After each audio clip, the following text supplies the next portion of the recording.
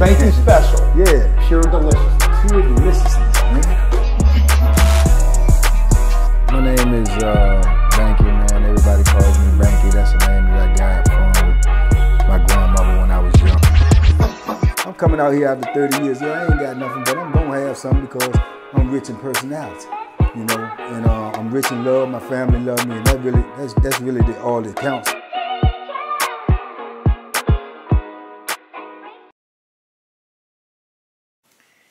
Shout out to everybody out there on Team Banky Pound, man. I appreciate the love.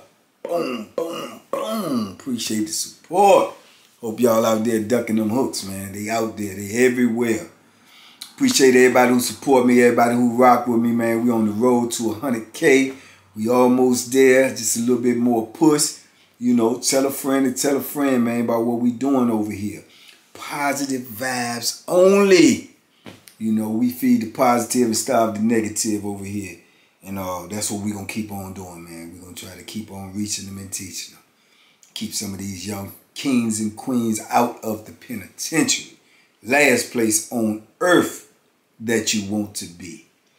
With that being said, man, today, man, I wanted to talk to y'all about,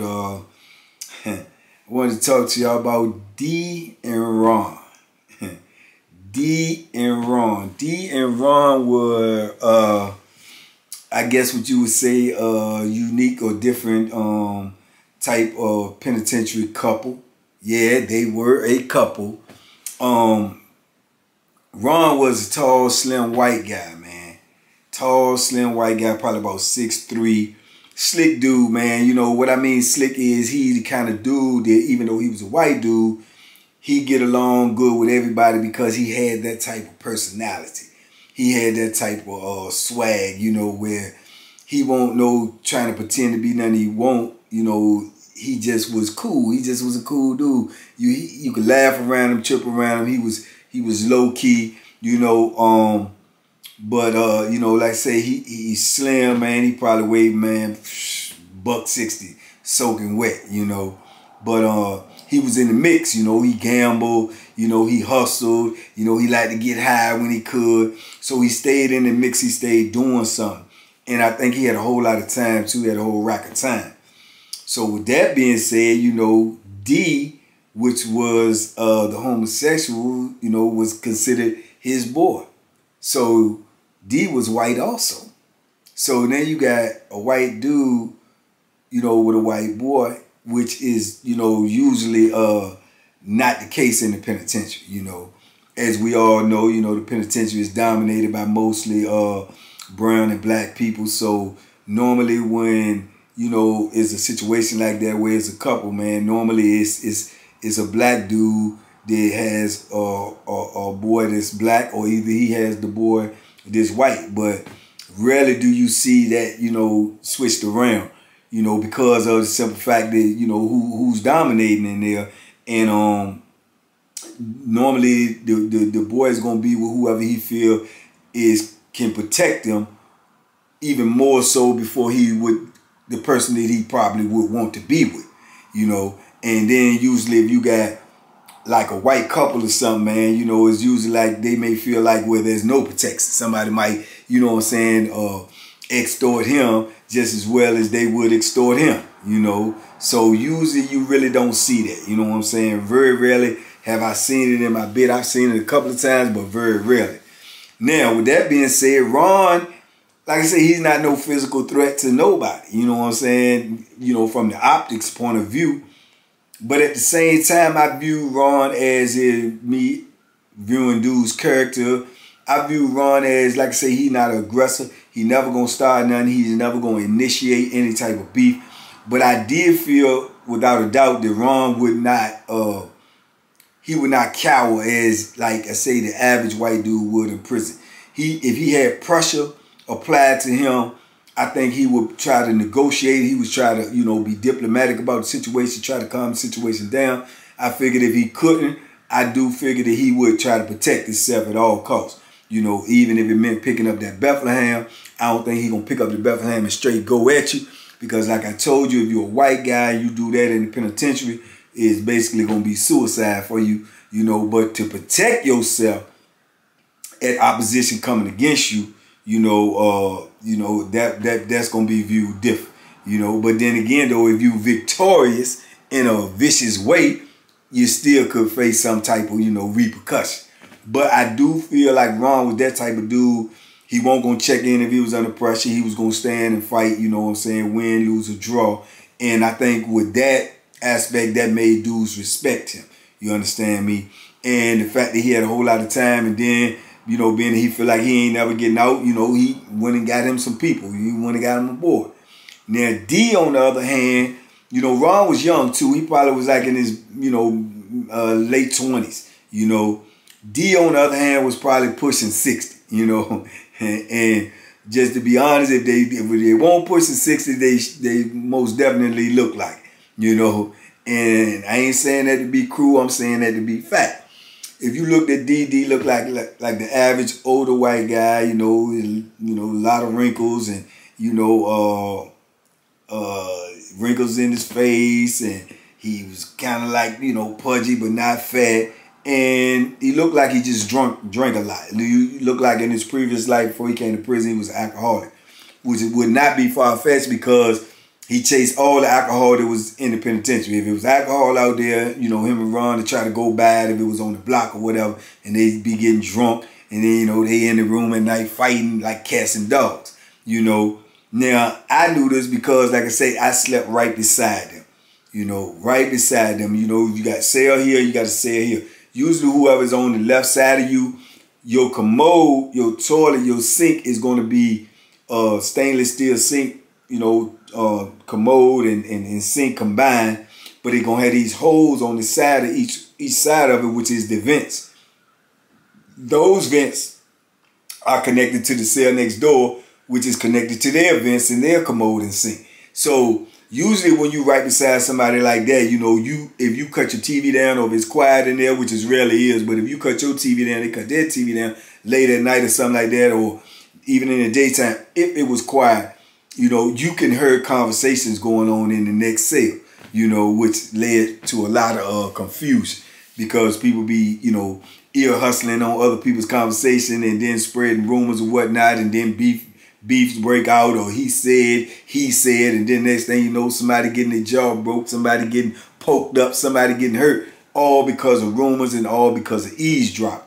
A lot of this occurred through the events. People be ear hustling. They own the event, and man, by me being next to them, man, whether you want to or not, you heard a whole lot of commotions, because let me tell you something. They fight like cats and dogs, man. Out of 7 days out of the week, they're going to be fighting at least 4 to 5. You know what I'm saying? This without exaggeration. They over there fussing, fighting, threatening, getting it in, And at the time, I had a young cellie. My cellie name was Goo. Shout out to Goo. Back then, this is the 90s. Goo had came to prison and then got out and came back. Was this the 90s? This may have been the 2000s. I'm not sure, but it was on Greensville. But Goo that got out, Goo had came to prison. Since then, he had got out. Now he's back in prison. So he's in there now fighting for his liberation.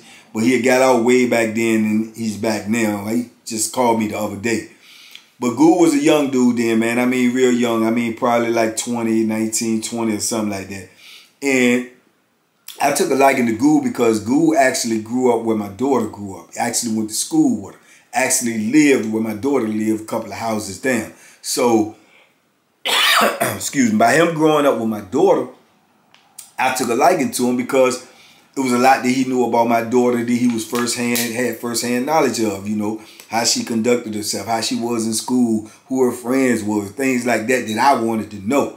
So, by me being away from her and everything, this was like valuable information to me. So for him to be able to shed some light on that for me was just, that was monumental to me. So I took a liking to him, took him under my wing, and tried to teach him the ropes of the penitentiary.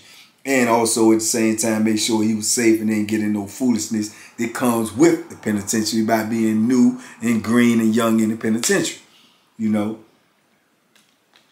So shout out to Goo, man, But anyway, by him being young and stuff like that, a lot of things was fascinating to him. A lot of things was comical to him. A lot of things was exciting to him because he ain't never been in this environment. Now, he had some type of sense of comfortability because he was in the room with me and he knew he was secure and safe. Wasn't nobody gonna do nothing to him. So he didn't have all the pressure, 100% pressure that's gonna come with you when you go to the penitentiary. You know what I'm saying? Because of the simple fact that I had already been, you know, known and established, and he had said with me, and he's like family. So a lot of foolishness was gonna miss him, you know. So he just man, he was a funny dude. He young, man, and he used to hear them over there fighting, and then knowing that they was a couple, all of this stuff to him was just like comical and crazy. So he used to hear them fighting and everything. We might be in there watching TV or something, and then he might hear them over there, voices getting loud. And he'd peek up and be like, oh man, they at it again. They at it again. Hold on, you hear him over there? He just giggling and laughing like it's a TV show to him. And then if they get real loud and real aggressive, he'll boom, pop up off the bed and get in there to the vent, and then he ear hustling. And he over there giggling. I'm watching TV because it's not nothing exciting to me. I've seen it 1,000 times. So he like, man, you heard what he said? I'm over there. Oh boy, they gonna fight tonight. They gonna fight. He he having a ball with it, you know. Oh, he gonna kill him over there. He gonna kill him. I mean, cause they be over there sometimes really like sewn up getting it in, man. I mean, like domestic violence on another level, man. I'm talking about they rumbles over there.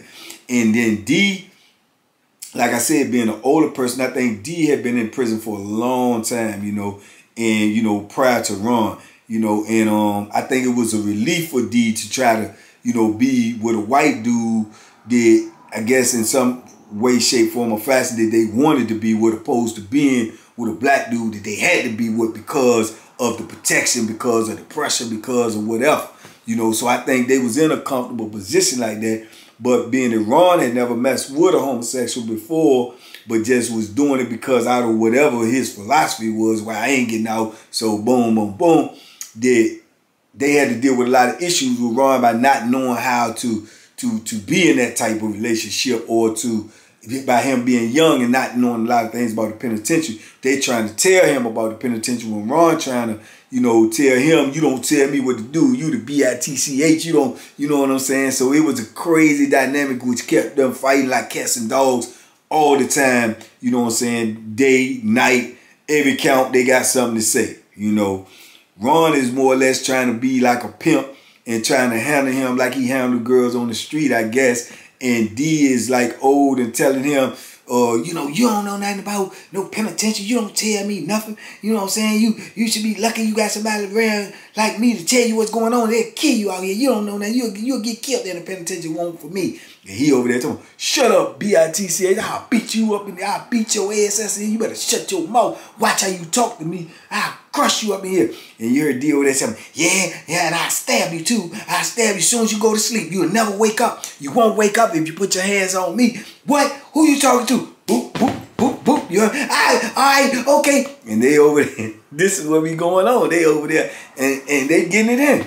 And then next thing you know, they might be fighting all doing count, or they might be fighting at nighttime, and then the doors open and they come out and they act like they weren't in there fighting, you know. They act like the shirts all wrinkled, scratches, and you know, and they come out and go on about moving around in pod rec, and you know, acting like it ain't nothing going on when the whole pod done heard y'all in there doing count time. But now y'all come out and act like everything cool. Boom, he go here, and it's just crazy. Ron might go over there to the poker table and start playing poker, and Dia go get coffee. They drink coffee all day long, another coffee monster. And then they'll come over there and just stand right there, stand back to the side and cross their arms and, you know, drink their coffee and watch Ron play poker. Then might walk up to him, call Ron daddy. And you know, when you was just in there rumbling, then he daddy, you know, because he know not to be disrespectful or in any form, shape, or fashion out in public. And come over there, ask him like, daddy, you want some coffee? And Ron be like, yeah. And, you know, he go fix him a cup of coffee, hot coffee, bring it over there, set it at the table for him. And Ron is dismissing, and he'll bag up 10, 15 feet and sit there and watch Ron play poker like it ain't nothing ever happened, you know. So Goo, he'll be coming in the cell and he just be tripping and he'll be talking about, like I say, it's entertainment to him because it's all new to him. And he be like, man, you see them out there and they acting like they won't fighting up in there like cats and dogs, man. Them people crazy as I don't know what. You see D got a black eye. It's just be crazy stuff, man. But like I say, this is penitentiary life. You know, once you done been in there for some years or something, you know this is normality. When it's insanity to people just coming in, it's like, what? You know what I'm saying? It's just like craziness. But this is regular stuff, man. Regular stuff in the penitentiary. It goes on every day, all day long, from one block to the other block to the other block. This is what's going on, you know, if not worse. So anyway, man, I can remember on this one particular night, man, we was in there, I think it was on the weekend, and we was sitting in that joint, we was watching a movie. It was something on because they show movies in there on the weekends. Friday, Saturday, and Sunday, you know, they used to show where they stopped it right before I left. But once upon a time, man, they used to go rent movies. They go rent DVDs. You know, they had a budget for that. And they'll show us a movie Friday, Saturday, and Sunday. They'll show movies. They'll show one on Friday. They'll show it all day long, starting at like 8 in the morning. They'll show that same movie all the way until the next day. Then they'll change their DVD and show another one all day Saturday and all day Sunday, so on and so forth. Now, we would get movies, but the movies that we get may be late. You know, y'all may get it now and come out in the movies right now, and it's a big movie. Everybody want to go see it. They go see it. Woo, woo, woo. A year passed, maybe a year and a half, then we might get it. You know, we going to be a year and a half late. We might get it. If we keep pressing, no, get this movie, get that movie. That was the movie we want to see. Well, we might get it. Sometimes it might be 2 years later. So by the time y'all done seen it, liked it, enjoyed it, talked about it, discussed it, and all that, by the time it faded away and y'all got a new movie that y'all worrying about, we just getting that. You know, that's how late we is in there. And we would be fortunate if we got that one. Yeah, we'll be fortunate if we got that one. You know, some movies we done got 2 and 3 years later, man. But anyway, so we was over there, we was watching some movie one night. Can't remember exactly what it was. And then next thing you know, that's all you heard. The voices getting louder. They getting louder. They getting louder. And then next thing you know, you heard, boom, boom. I get off me. Get boom, boom, boom. You know, Goo, he pop up. He jump up off the bed. He say, oh, they rumbling. They rumbling. They rumbling. He go down there. He get on the vent.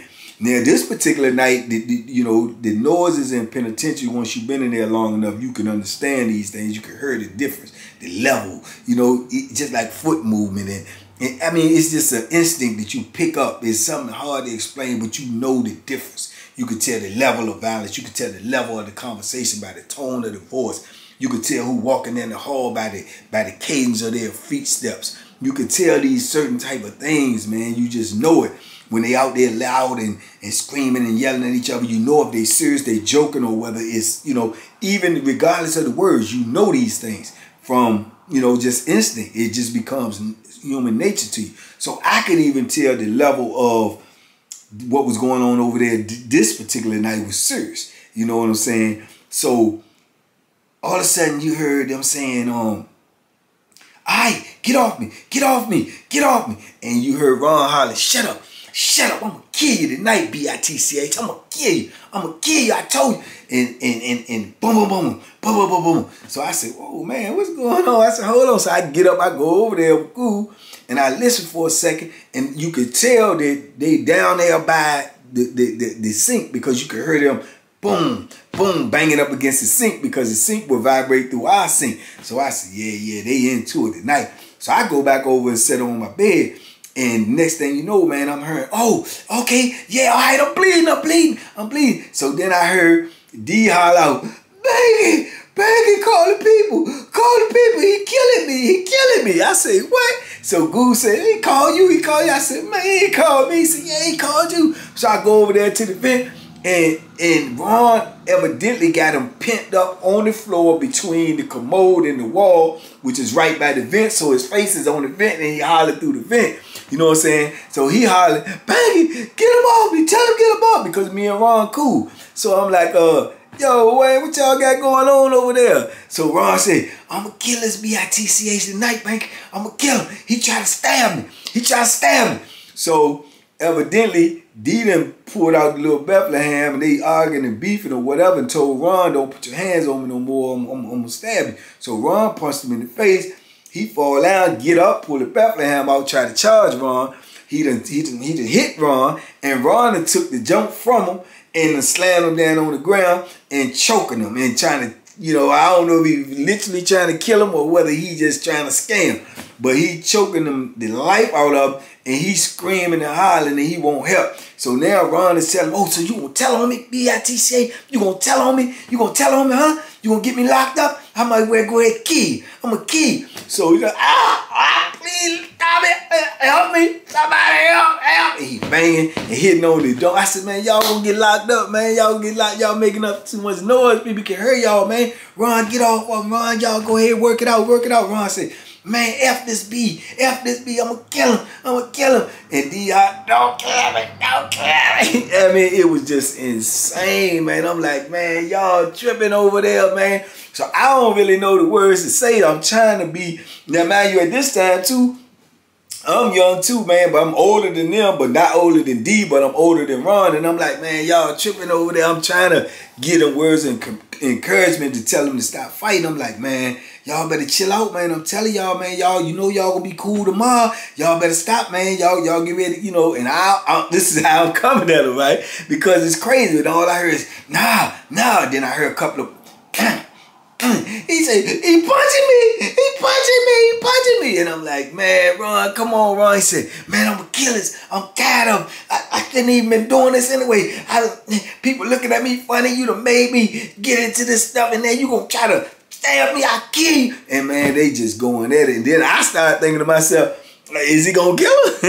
Is he gonna kill him over there? Man, I hope he don't kill him. Like, Ron, come on, man, chill out, man. Chill out, let him go and just talk to him. And he told me something. You can hear D over there telling me, please, I'm sorry, please, man. And it was good over there like, oh, they gonna kill me. I mean, it's just insanity, man. It's insanity. Man, they over there rumbling. I finally end up talking to him. Then somebody hollered out in the pod, kill him, because I told you there ain't no mercy in there. And then you got dudes hollering, yeah, kill that B. And then dudes talking, man, shut up, man, you been there, man. Man, then you got people hollering out, man, y'all better chill out, man, everybody heard y'all. And man, it's out there in there, the whole block. You know, this is entertainment for the whole block. Everybody looking out the door, seeing if they gonna come to the door. Everybody got their ear to the door, ear hustling. It's crazy, man. And then you heard the side door, and you heard somebody holler, police on the floor. You know what I'm saying? So boom, I'm in the event. I'm telling, man, the police getting ready to make a round, man. Y'all, what y'all gonna do? If they come around and see y'all going to jail, what y'all gonna do? Ron, let them go. So you can hear Ron over there telling me something. B, I'm gonna let you up. I'm tell you right now. If you say something, when the police come around, if you say something, I'm gonna grab that Bethlehem, I'm gonna kill you up in here. You know, I'm saying Bethlehem, he said night. You know what I'm saying? I'm gonna grab this knife, I'm gonna kill you up in here. Before they get the door, I'm gonna kill you. You better not say nothing. You talking about, okay, I ain't gonna say nothing. So man, we sitting up there, we tripping because when the police come by, like I told y'all, they supposed to, it's dark, they supposed to shine the light in there, look, see your face or whatever. They ain't doing that. They be walking by like this. Bloom. They ain't really paying attention unless something catch their eye. So normally if something going on, man, people act like they sleep or they even had their back turned when the police, just to let them go by. So you can hear them over there, man. So the police steadily making his way around the bottom. He coming around. Now I'm curious too whether, you know, D gonna scream bloody murder when the police get there, you know what I'm saying, and what's gonna happen. But they don't say nothing, man. The police come by, jump, boom. Go on by there, jump, boom. They don't say nothing, right? So, boom, wait for him to go around. He go around at the bottom. He make a round at the top. And then he'll go right on out the back and go over to the other side. So, man, when they make the round and go on around, everybody waiting there and see if they going to start back rumbling again. So, boom. When they go around, man, you hear him over there telling something. I'm getting up out of here. I'ma leave. You don't love me. You trying to kill me. And Ron's telling me something. Shut up, B. You ain't going nowhere. You done stab me. You done scratch me. You scratched my arm with that knife. I should kill you. You ain't going nowhere. You gonna stay up in here till I tell you gonna leave. You know what I'm saying? So I'm like, man, hey, man, y'all calm down, man. Everybody can hear y'all, man. Y'all talk it out, man. Work it out or whatever. So Ron come get on the event with me. He telling me, no, man, I'm sorry, man, but man, man, this be over here crazy, man. They try to stab me. I don't play that, man. I don't play that, man. I don't even supposed to be messing with no homosexuals anyway. You know, I don't even supposed to be doing. They done got me into this stuff, and then they playing games with me, man. They must don't know. I ain't going home anyway, man. I ain't never going home. You know what I'm saying? I'ma die here, man. And I kill this mug over here. I kill this mug, man. You better talk to him, man. You better talk. I said, man, you can talk to him, man. I said, man, y'all just chill out, man. Talk it out and work it out, man. Y'all cool, man. Y'all been in the cell this amount of time, man. Why. So he going through it. So D tells him, he don't love me, man. He don't love me over here. I'm saying, he trying to hurt me. I'm like, man, this is crazy. They got me trying to be a counselor up in this piece, right? So, man, I just said the best things I can say to him, man. Tell him to work it out, man. Y'all try not to be hurting each other over there, man. Y'all just work the joint out. Woo, woo. So, man, my celly, he over there, he giggling and he laughing, man. I'm just giving him the look like, man, come on, man. Come on, man. But I know he young, and to him, it's just entertainment. But to them and everybody independent, this real life. This life or death. Anything can happen, you know what I'm saying? He could go to sleep and D could kill him. You know what I'm saying? Or he could be too scared to go to sleep and just go ahead and kill D. D could call the police could come and the whole thing blew up. I mean, it's so many scenarios, so many ways this stuff can go. You know, so don't nobody know. So all the, you know, inquiring minds is on the gate. You heard dudes even holler, what's going on down there? Is he dead? He dead? Did you kill him, Ron? Did you kill him? I mean, it's just, this is penitentiary, man. It's just insanity, you know. And this is normal night. You know what I'm saying? This is a normal night. You know what I'm saying? So on the weekend. So, man, it was crazy, man. So they finally calmed down over there or whatnot, man. And Good, he up in there telling me something, man, you think he killed him? You think he dead? They got quiet over there, man. He might have killed him, man. You know, and he'll pop up and go down there and put his ear to the vent for a minute. I don't heard nothing over there. I don't hear no breathing. I'm like, man, get your butt in the bed, man. Stop worrying me with that stuff, man. They all right over there, you know. So at breakfast time, when breakfast time come, you already know everybody's out there looking. They looking straight to their cells when the door, see if they gonna come out, see what's going on.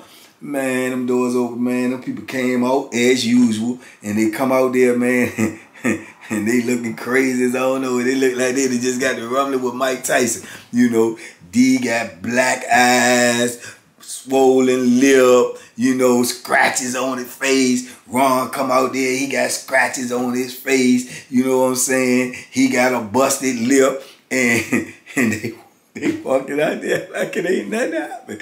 D go straight to the coffee Joe, get some coffee and everything. And he walking, he got a smart mouth too. He walking and he walk back across the party there. He can feel like everybody looking at each other.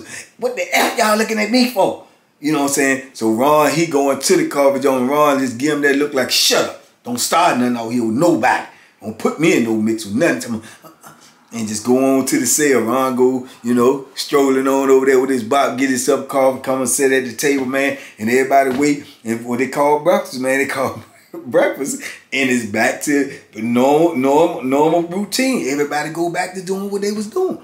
You know what I'm saying? And there's just something to talk about. Yeah, Ron and D got to fight last night. Ron almost killed him, man. They come out there, they got black eyes, busted lips, woo, woo, woo. That's what it is. Penitentiary. Normal night in the penitentiary. You know what I'm saying? And that's how they went on. This happened off and on for months. This happened off and on. The whole time I was beside them, this happened off and on until I ended up not being beside them. And I'm sure it continued to happen when I won't beside, you know. But to the best of my knowledge, even all the way until I left Greensville that time, they were still together. You know what I'm saying? They were still together, you know. But penitentiary, man. Penitentiary life, man. And like I say, if push came to shove, you know, just by them being a white couple, if somebody went at D and try to hurt D, Ron is gonna do something. You know what I'm saying? He's not just gonna let you hurt the people. You know what I'm saying? And if Ron had a beef, D, as old as they was and supposedly like gay and all that, D gonna pick that Bethlehem up and gonna ride with them. Because they together. They may be against each other when they're in that cell, fighting, doing whatever they do, you know, but on the outside, they united front. You know what I'm saying? They are united front. You mess with one, you're going to have to mess with the other. You know what I'm saying? And Ron and already basically, if I ever get to rumbling and do anything and you don't help me, you better make sure you don't see no guy because I'm going to kill you. Yeah, I'm going to kill you all the time. If I get to move and do something, you better do something. I don't, yeah, and D like, oh, you know I'm going to do something. You know I got you, Dad. You know, so they already had that understanding. I done heard them talk about that, you know, so it's the dynamics of prison, man. It's the dynamics of being in there, man. And you know, having somebody that you could trust or whatever, even if it's in a relationship like they in, it's gonna be rare. Because like I say, normally when you're in the penitentiary, when you move by yourself. And then on top of that, you got people that say they'll have your back, but when the drama come, they ain't gonna have your back. You look back and they gone. You know what I'm saying? While somebody attacking your front. But man, this was DEE and Ron, man, and this story's about them. They stayed into something. They stayed into something, and they stayed against each other, but they also stayed together. You know what I'm saying? And together, I believe they probably literally was stronger than being alone. Because if D was alone by himself, he definitely was going to be extorted. He definitely was going to be used and took advantage of no matter what the situation was, even though he had been locked up a long time. And he had talked that killer talk, but he didn't really have the heart to do anything by himself. But I do believe, without a doubt, they would have did something with Ron, because they felt like, even though Ron was a white dude, they felt like Ron had the level of respect, and they felt like Ron would, you know, and they more or less put a battery in Ron back, because Ron Young tell him, yeah, you got to be scared of them dudes, and you got to do this and do. And me personally, I secretly felt like, now this is my person, I secretly felt like D has a tad bit of racism in it, and was glad to be with Ron, you know. So they try to build Ron up and tell Ron things that probably would get Ron late. But at the same time, some of the stuff they told Ron was beneficial to how he conducted himself in the penitentiary, right? But anyway, man, that was just Ron and D, man, an old crazy couple, man. They used to sleep right beside me, man. It was entertainment for the pod, definitely entertainment for my young Sally Goo. But man, they fought like cats and dogs on a regular, but they stayed together. You know what I'm saying? But this is life in the penitentiary, man. This is what people will live like. This is what you will be around. This is what you're going to have to see, whether you want to see it or not, whether you agree with it or not, disagree with it or not. This is the type of stuff you're going to be around. It ain't like on the street. You don't like what's going on over here, you go over here. You don't like this neighborhood, you move to another neighborhood. Don't have them choices in the penitentiary. What's going on is going on. It's going to be going on around you, and it ain't nothing you can do about it. You know, so that's it. That's life, man. But yeah, man, it was just something that I wanted to get off my chest and tell y'all about this morning, cause you know, as always, it was bored up. But yeah, old D and Ron was definitely entertainment, man. It was definitely entertainment to say the least, man. Cause they kept at it, but they stayed at it, man. And like I say, this is life in the penitentiary, man. Just another day in the life of the penitentiary. But y'all let me know in the comments, man, section if y'all want to know some more about him. I stayed beside him for a little minute. So, you know, this was every day something different was going on. But also, too, you know, like I say, hit me in the comments, like, comment, share, subscribe, tell a friend to tell a friend. And as I always tell you, man, there's a blessing in every lesson, man. And the blessing is, man, you ain't never got to sleep beside a Ron and a D. Because you ain't never going to penitentiary. Because you listen to 33 years of prison stories. So you ain't never going to penitentiary. So you ain't going to never have that problem. You ain't going to never have to worry about nothing like that in life. You understand me? So that's the blessing in every lesson, man. That's the blessing in that lesson. You will never experience that because you ain't never going, you know. And you're going to tell everybody else around. You're going to tell a friend to make sure they don't go. That's what we doing over here, man. Each one teach one. We trying to reach them and teach them. 33 years of prison stories, man. I appreciate y'all listening to me. I appreciate y'all giving y'all time and taking some time out y'all day, man, to get this positive energy. Hope you pass it on. Y'all be safe out there. Be smart, man. Make good decisions. We'll see ya in a minute. And boom, boom, boom, boom, boom. Duck them hooks, baby. They out there. Peace.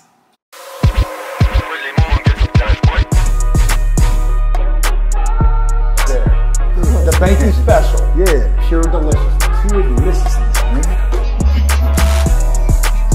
My name is Banky, man. Everybody calls me Banky. That's the name that I got from my grandmother when I was young. I'm coming out here after 30 years. Yeah, I ain't got nothing, but I'm going to have something because I'm rich in personality, you know. And I'm rich in love. My family love me, and that's really all that counts.